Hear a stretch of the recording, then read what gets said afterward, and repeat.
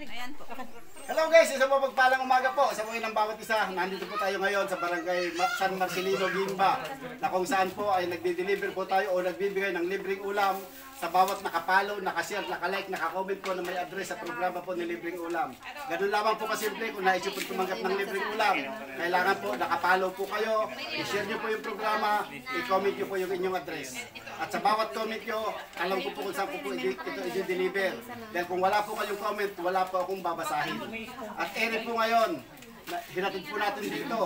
Sa bawat share nyo, hindi po yung masasayang. Marami na po ang nanonood sa programa ni Libreng Ulam.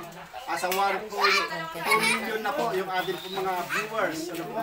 At ere po, napanood po tayo ni retired Colonel Virgilio Baldovino na kung saan nga po, pang-16 na banyerang isda na po yung kanyang ipinamimigay sa programa po ng Libreng Ulam.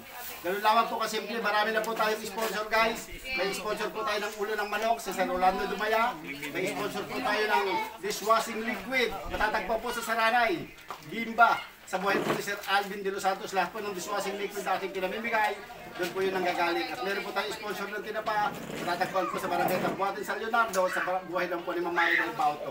At meron po tayong sponsor na lugaw, pwede po tayo magpalugaw dito, sa buhay lang po ni Sir King Piman Lusok, sa bukana ng San Bernardo. At ito po yung mga tumanggap ngayon ng libreng ulam.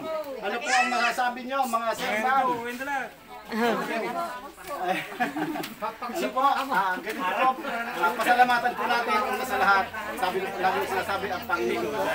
Siya po yung una natin pasalamatan, saka po yung mga sponsor na ginamit po ng Panginoon. Wala po na retired Colonel Virgilio Baldovino. Yun lamang po, maraming salamat po. God bless po. Picture po, picture. Picture na din po kami, ma'am. Ano naman ito? O, ikaw na nga kasi mag-ano. Ika-cancel po. Apo.